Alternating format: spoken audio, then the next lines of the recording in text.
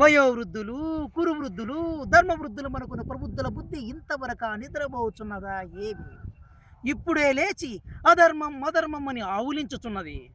జూదము ధర్మ విరుద్ధము, సప్తమహావ్యసనంలోకెల్లా నీచాతి నీచమైనదని తెలిసి ఇంతవరకు అంగీకార ముద్ర వహించి మీరేలా వీక్షించితిరి. అయినను జూద క్రీడారకు ధర్మజునితో మామను సరిజోదిని చేసి ఆడించితినే కానీ చతుర్షష్టి కళా విశారదకు నేను ఆడితినా? ఆడలేదే. ఆట తెలియకనా? ధర్మము తెలియను కనుక.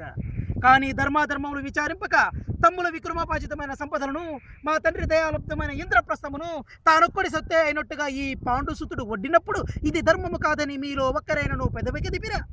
తమ్మునొడ్డినప్పుడైనా తమ్ములు అన్ననడిగిరా? ఆలిని ఓలిగా పెట్టినప్పుడైనా ఆ మగువును మగుదునితో మత్స్యయంత్రము కొట్టి తెచ్చుకున్న వాడును నేను.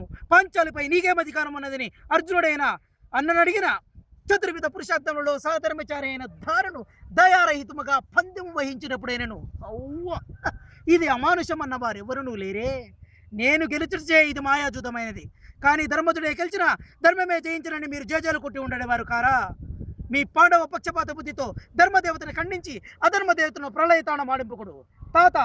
అలనాడు స్వయంవర సమయమున నా కూరిమిత్రుడకు కన్నుని సూతకుల ప్రసూతుడిని వదిలి బహిష్కారం చేసిన ఆ ద్రుపదులకు బుద్ధి చెప్పుటకి ఇది ఒక ప్రయత్నం. నాడు నన్ను అతిథిగా మహేసభకు ఆహ్వానించి పరిహసించిన పంచపుత్రిక పాంచాలిపై పగ సాధించుటే దీని ఆంతర్యం.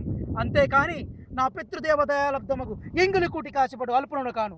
అందున జూతార్జునముకు చిత్తముపై విత్తమెత్తు గొలుపు ఆధర్ముడు కాను. నా హృదయాగ్ని ద్వారా ప్రతిరూపమే ఈ జూదము తాత. మర్మ ధర్మలతో పక్షపాత బుద్ధులతో పాత కర్మలతో మనుగడ సాధించి మీరు ఈ మహాసభలో మాట్లాడ అనర్హులు. మీ హితోపదేశము కత్తి పెట్టండి, కూర్చోండి.